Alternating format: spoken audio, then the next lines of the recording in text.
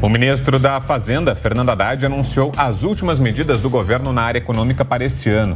O principal objetivo é repor as perdas acumuladas pelo governo no Congresso, como a prorrogação da desoneração da folha de pagamento. Para repercutirmos esse anúncio, nós recebemos agora, aqui no Jornal da Manhã, o ex-ministro da Fazenda, Maílson da Nóbrega.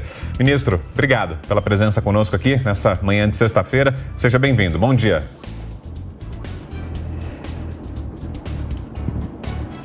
Bom dia, Vitor. Obrigado pelo convite. Nós é que agradecemos ao senhor pela presença nessa reta final do ano. Costuma ser um período tumultuado e o senhor abriu espaço para nos atender na agenda. Muito obrigado.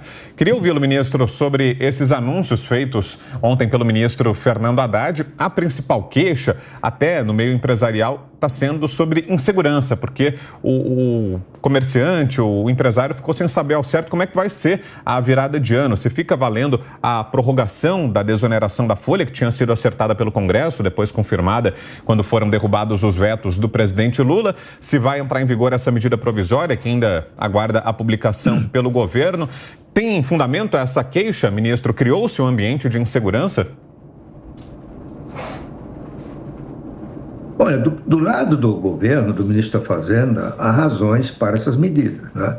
Há uma perda considerável de receita, no sistema fiscal muito difícil, uma rigidez orçamentária que é a maior do mundo e que dificulta o cumprimento de metas fiscais. E sem metas fiscais, você pode perder confiança na economia, pode gerar mais inflação, menor capacidade.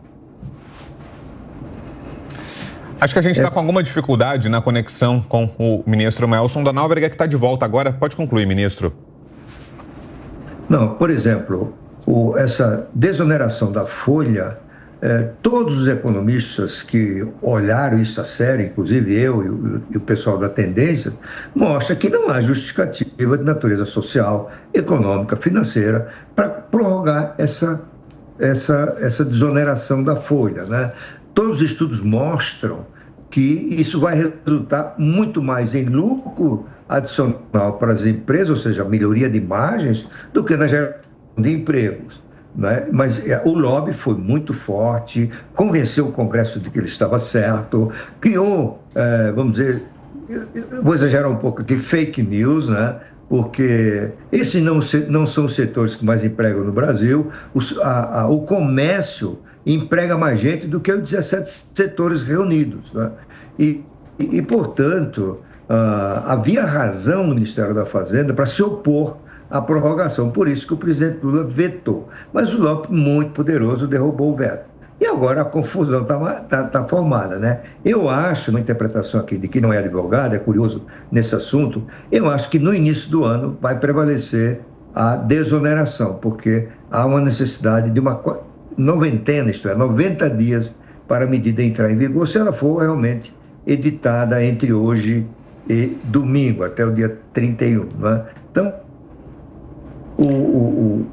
é uma perda de 12 bilhões de reais. O que o governo fez, como a gente viu aí pelo noticiário, né, ainda tem detalhes que não sabemos, foi reonerar a folha de todo mundo, inclusive desse pessoal, os chamados 17 setores que mais empregam no país, entre aspas, né?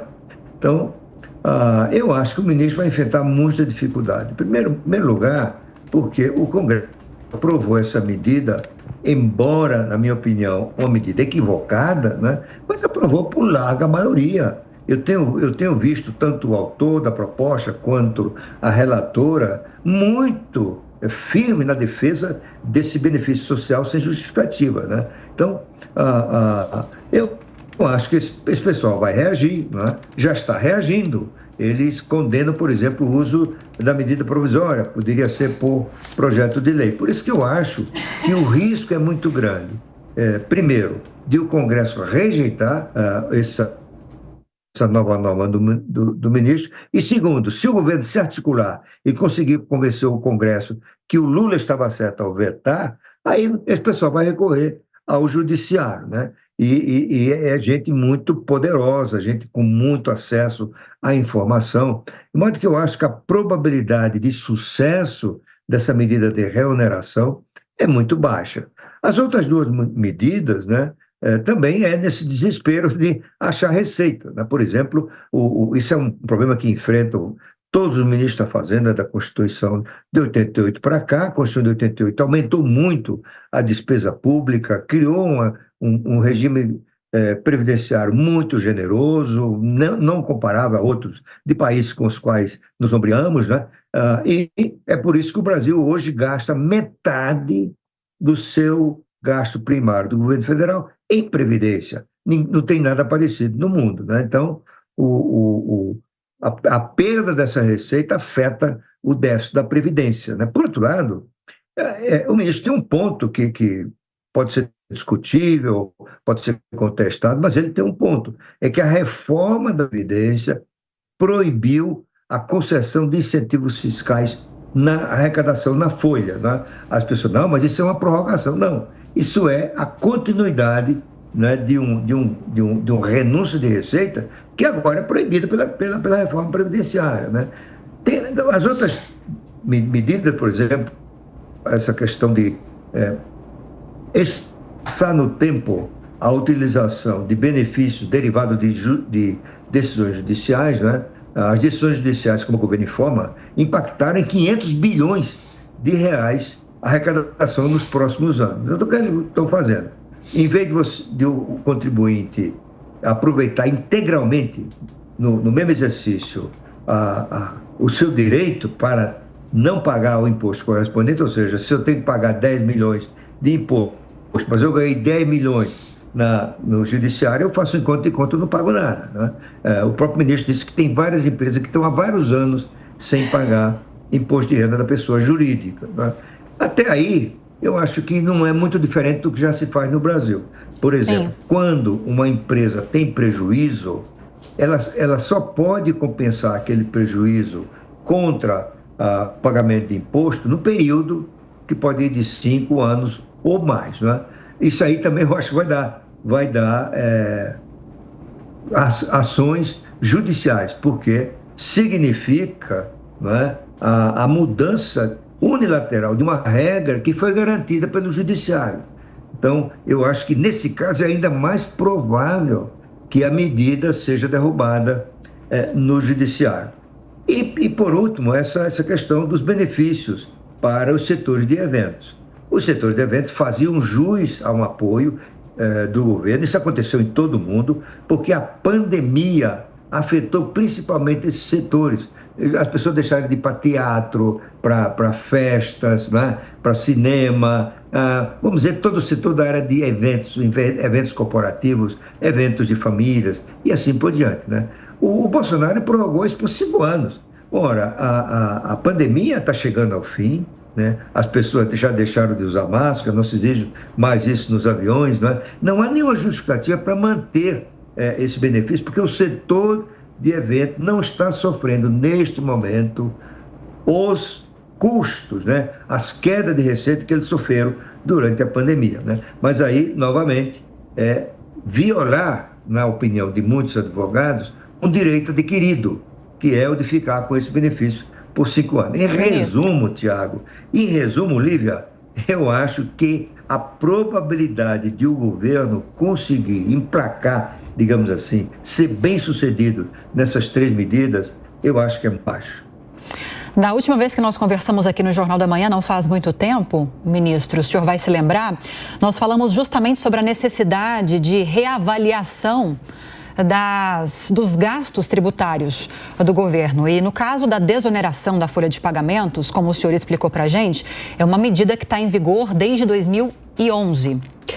Queria ouvir do senhor, então, se a mesma pergunta que eu fiz para os nossos comentaristas no começo da edição de hoje, se talvez o problema seria mais político nessa medida, nesse pacote anunciado pelo Haddad, às vésperas de o ano acabar, no dia em que o Congresso promulgou a prorrogação da desoneração e a validação do que o governo pensa por meio de uma medida provisória. Muitos parlamentares viram isso como uma afronta ao parlamento. O projeto de lei seria a melhor saída nesse caso?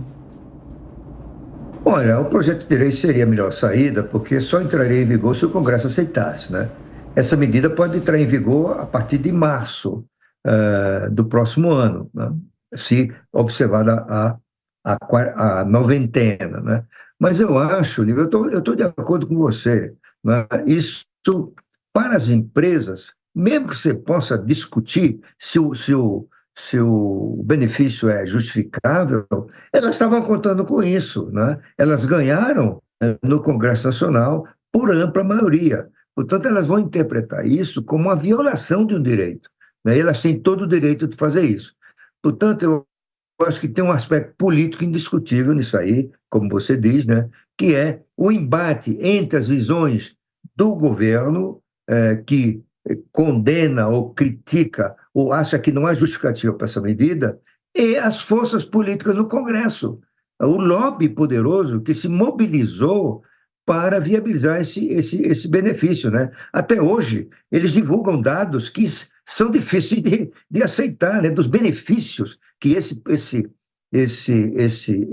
programa trouxe, né? Alguns estudos mostram, por exemplo, que desses 17 setores, muitos deles desempregaram, contrariando a tese de que eles são os que mais empregam. Mas essa é a realidade política. E muitas vezes o governo, que não tem um capital político mais forte, não tem uma capacidade de interlocução mais adequada, não tem maioria sólida no Congresso, ele não tem condições de se contrapor a lobbies tão poderosos como foram esses que se organizaram para prorrogar esse benefício, deixe-me repetir, a meu ver, inteiramente injustificável.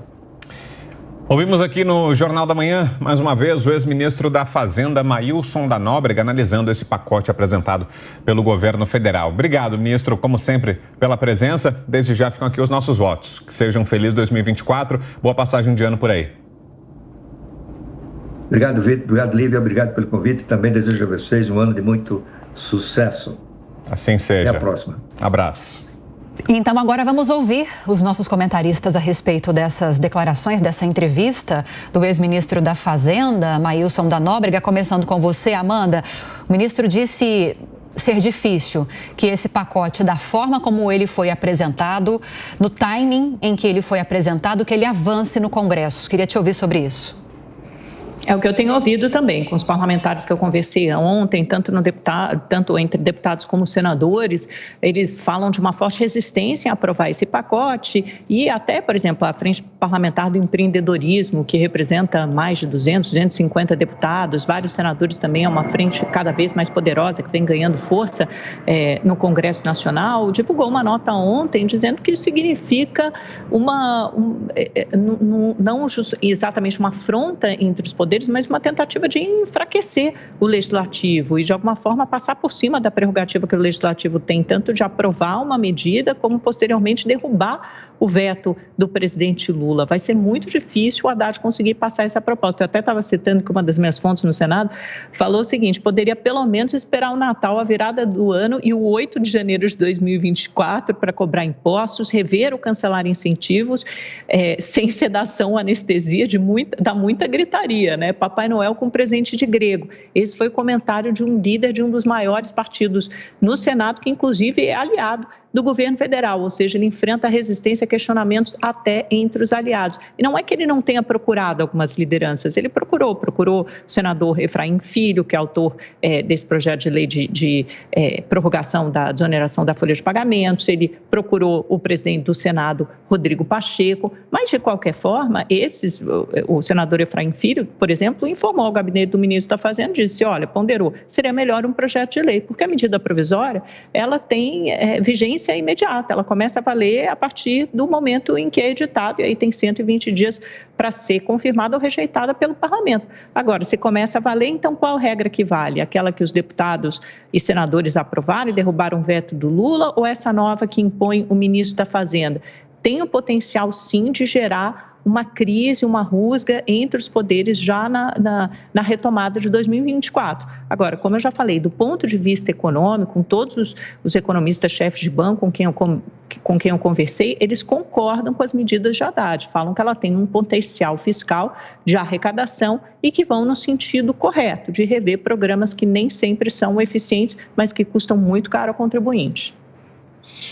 O problema é que a gente vê nessas medidas a contradição daqueles que não têm um projeto concreto para que o Brasil se desenvolva, para que se fortaleça a atividade econômica e que a arrecadação aumente a partir daí, de uma forma saudável.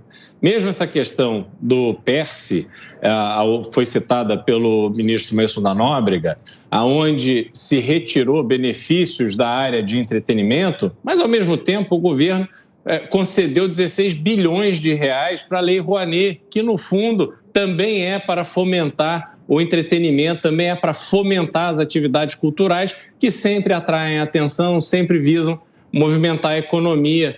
Então, há essa contradição e a gente vê que é um ato de desespero insistir nessa questão da folha, sendo que já houve uma decisão do Congresso, é simplesmente aumentar o desgaste para o Congresso. Aí a gente olha para o futuro, 2024, um ano eleitoral, onde as agendas tanto dos congressistas quanto do próprio Poder Executivo ficam bastante conturbadas, porque os interesses e as composições, tudo aquilo vai sendo trabalhado para que eles consigam buscar um resultado eleitoral que seja favorável. Então, há uma perda de foco e a gente não vê medidas que possam colocar ali, ter um papel de aumentar a confiança na economia brasileira. Tá, só para falar rapidamente sobre essa lei Rouanet, porque de fato circulou nas redes sociais que o governo teria aberto mão de 16 bilhões de reais em impostos, mas depois o Ministério da Cultura divulgou uma nota desmentindo essa informação, corrigindo essa informação. Fala que 16 bilhões é o valor total das propostas que chegaram ao Ministério da Cultura, mas o valor que efetivamente você vai ter em renúncia de impostos é de 1 bilhão e 200 mil reais. Esse é um instrumento de fomento e incentivo à cultura que já vigora há décadas e que tem claramente um resultado no setor cultural.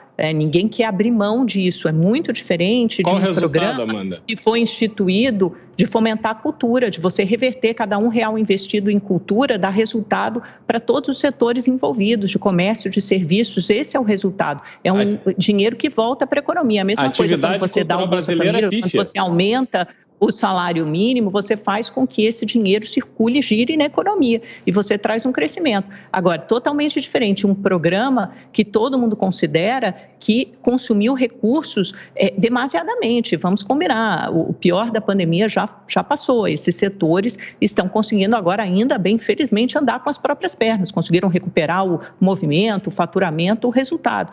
É claro que esse desmame vai ser feito aos poucos, não é do dia para a noite que acaba, mas não faz sentido um programa consumir 16 bilhões, sendo que ele foi desenhado para consumir 4 bilhões em 4 anos, até 2025, e de repente ele consome 16 bilhões no primeiro ano. Quer dizer, é muito caro. Os programas eles têm que ser revisados se eles não atingem, não cumprem o seu objetivo. É disso que se trata. Não, o que precisa ser revisado é o propósito da Lei Rouanet, como você disse, de fomentar a cultura. A atividade cultural no Brasil continua pífia. É só a gente ir aos museus, aos prédios históricos brasileiros, a gente vai ver o abandono em que eles se encontram. Enquanto sobram milhões para os amigos do poder, aquela turma festiva da esquerda que está ali nas peças, nas grandes apresentações, todas as apresentações internacionais que a gente vê no Brasil têm patrocínio de grandes empresas que estão lá se beneficiando. Isso é que tem que acabar. Se você quer fomentar a cultura, você tem que ajudar aquele que está fazendo a cultura de verdade